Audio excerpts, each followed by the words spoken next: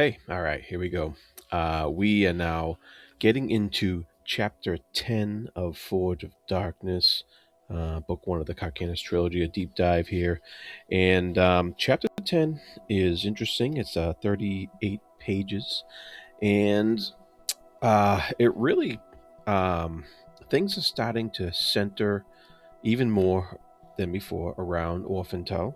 Um, our wayward hostage here, who hasn't even had a chance to be a hostage yet. Right off the bat, chapter 10 starts with a little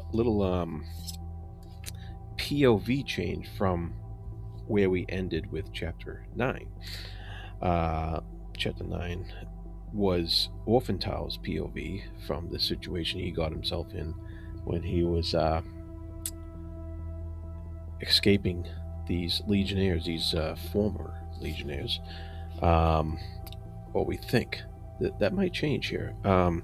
Anyways, so we get a POV change with watching Risp and Captain Estala um, discuss this situation that they could not find this kid. Um, and she's a young captain. She's very aggravated that a child escaped. Go hunt him down, and the guy's like, "Oh, we're tired," and she's like screaming at this guy. So no wonder why they're former legionnaires. Anyways, they're working for Hunral, however you say that. And the They find out that Grip Gallus is one of the people who escaped from there. And she's freaking out again because he's Grip Gallus. This guy was once a footman to Animander himself, and Animander should have never let that fool retire. Because he's pretty good, it seems. All right. So, they're all freaking out. They're all like, "Oh, why did we attack this caravan? Things went wrong here. The boy was a highborn. This is not good." Uh,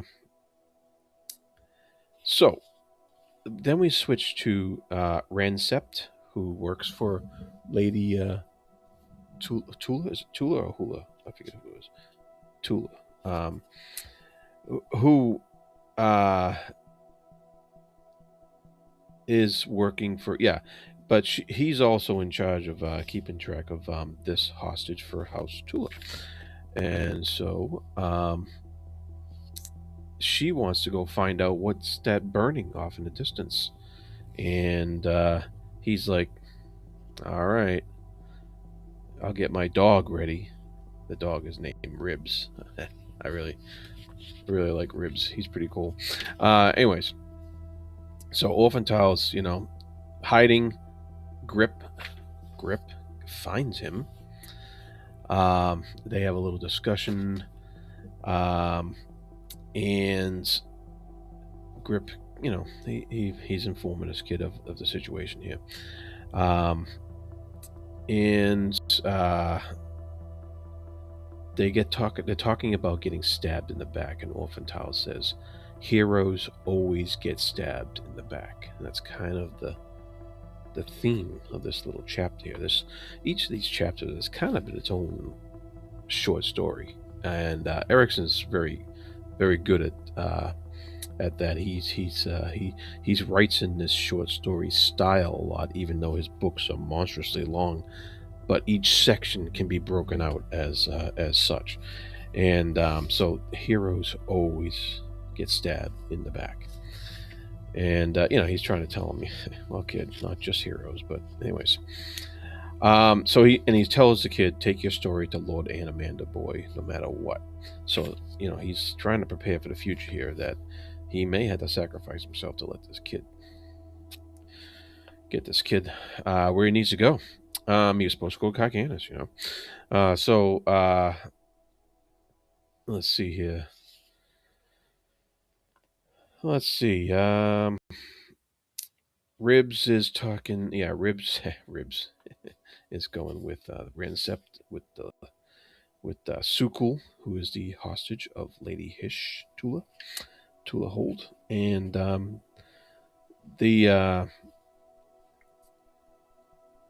they have a discussion about the difference between deniers and bandits, um, and uh, and she's going to go. There's an alternate theme because she's going to be learning a little bit about deniers and have her eyes opened a little bit about these people. Um, and she's exasperated about uh, having to wait for a mangy dog. That's funny. Ribs. Ribs is he's a great guy. He's a great dog. Let's see here. Then there's some plans by these bandits, so called. They're working under the auspices, or the no, maybe they work not auspices under the idea. It might be a false idea, but they're working under this idea that um, Eurosander, the head of the legions, right, is supposed to have this grand marriage to Mother Dark, and everything will be better when that happens. All the ills of the realm will be solved. There won't be all these private armies, and they want to bind the military to and the faith of Mother Dark into a proper path. The Hust Forge would fall under the command of Eurosander, and the cursed Hust Legion would be gone, disbanded, and and you know, and they're thinking about these. They'll get the Wardens of the Outer Reach under their sway, and make them a better organization. So there's all these plans that these people have, and we all know how plans go in this world, right? We all know it's not going to work out.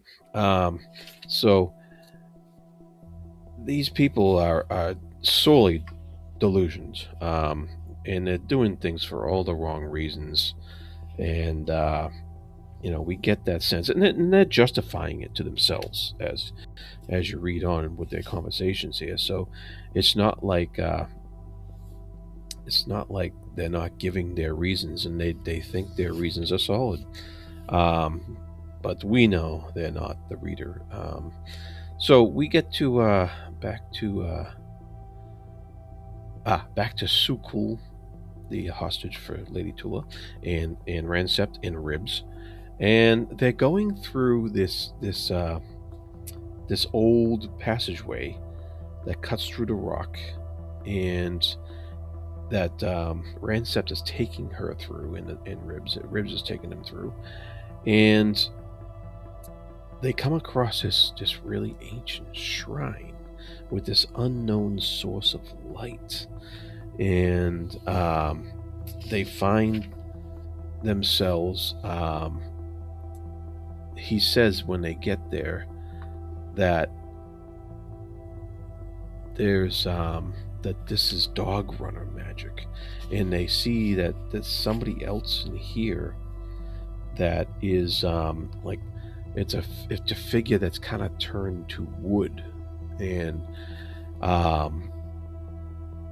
so we find out that Ransept says this is dog runner magic. She thinks this is impossible, um, and they're talking about dog runner magic, fear the sky, fire and earth, and tree or root. They're gone from here because the forests are gone, because all the ties cut them all down. She thinks it's folk tales. He says there's dog runner blood in the deniers. Um, and pushing them out was just by cutting the trees down. You put the ties pushed them out. Um, but he says this is a dog runner temple, and he shows her how to open her senses, and she does, and she's able to see things through her mind, through her connection with the roots and stuff, and and it's pretty cool because she sees the ay, the dogs, those creatures, those wolves, who are um, the ancestors of modern wolves, and they say, they figure out the energy here is restless, and that this wooden being must have been a powerful witch of some sort. And they say things. So the thing that really is the kicker here is, she asked him, "Does the witch have a name?" And he says, "In the language of the dog runners, she is named Burn." So we all know from the Book of the Fallen that Burn is kind of the goddess of the earth, right? And it's Burn is whose blood is being poisoned by the crippled god, and stuff like that. So, and he says she dreams so that we may live, all of us, Teist, Dog Runner, Jagat, Thelakai, even the Farukan. She dreams to give us our freedom. Wow. That's a burn. Wow. Uh yeah. And later on they discussing more. He says Tice schooling is rubbish. That was funny. Um and then he's mentioned something that he says Burn dreams of a river. I don't know what that means. I don't know if that's the river that's rising, that Triss earlier resurrected the god of that river. I don't know if it's as simple as that, or if there's something else going on there. So maybe it's something bigger. I'm not sure. We'll see.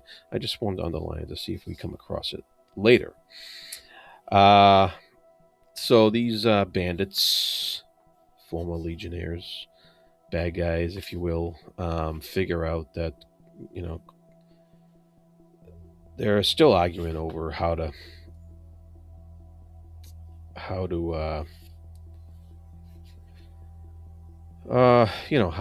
find these this Grip Gallus guy, and they make up some plan to, um, as to why some of their people died, and they make up this plan. They make up a bunch of excuses to go tell their superiors, basically. Um, and yeah, so and they're doing all this because of fear. They know they screwed up, and fear is driving their actions at this point. And we all know that's never a good thing, right? Fear is a bad motivator. And so, yeah. All right. So we move on to. Ah, they say then they're speaking more about the deniers, and finally she gets him to admit that he is one. This Grip Gals guy. No, not Grip Gals. I'm sorry. I'm in the wrong. Uh, the Castellan, the Rancept, yeah, with ribs, and he says, "We don't have priests among the deniers, my lady." And she says, "What about the dog runners, witches and warlocks, bone casters? They're called." So, where have we heard that term before? Um, it is said they gave the Jalek the gift of soul taken. These deniers. They gave the Jalek the gift of soul taken, which is another way of seeing the casting of bones. That's some very interesting lore there. I'm not sure how true all that is. I'm not sure if Rancept is just full of it, or just has his facts wrong, or if he's just a fountain of wisdom here, or the font of oral history amongst his people. Um, and she even asked if Ribs is a soul taken. And he's like, no, he's a dog. If he was, then he's forgotten, and now he's just a dog. I thought that was funny. Anyways, so I don't know how much he's messing with her, or how much he's just spouting out the his folklore, and is it real? Is it not? Who knows? Um, and then we move on to let's see here. The truth was Hunral, um, and out in the streets of Canis. We move on to this. Okay, so we move on to this section where there's this dude Corporal Renth, and he had been dispatched to deliver Hunral's command that the unit commanders were to ensure that no violence was initiated and all contact to be avoided. With the whole everything's seems everything's people are people are on edge, and so that was the new orders from Hunral, who has been a perpetrator of some of this ugliness so far, and there's no he's a former highborn spouting vicious hatred against his own kind, and this guy, he's kind of philosophical. He's pointing out the irony of that. He's realizing that there's chaos in corralled Ghislaine, and that the sudden unleashing of bloodshed might shatter the entire realm in Mother Dark with it. But but it's all murky and confused to Renth. He's a soldier doing his job. He But he feels in his heart that Lord Urisander understood necessity and would do what was necessary to unify the Teist and to cleanse the realm. Um, that's really a delusional way of thinking that one guy can just come in and fix everything. That's just not how life works. We know that. I hope we know that, right? We've seen that. I've seen that over my life. Nobody comes in and fixes stuff. Um, and then, well, then Galas with Orphantal. Orphantal is used as kind of bait, saying, "Hey, I'm a highborn, rescue me." And then Galas comes up from behind Renth and kills him. Um, and Grip Galas, knowing that this guy is part of Hunral's faction of legionnaires, kills him and even puts his mark on him, carves it into his head after cutting his head off. It's pretty brutal. Uh, and this is all in front of this kid, Orphantal. And this kid, as his final thoughts here, not his final thoughts, but his, for the chapter, say, "All the heroes are dead. We are lost. I am lost. We are all lost." And that is the end of not just chapter 10, but the end of part 2.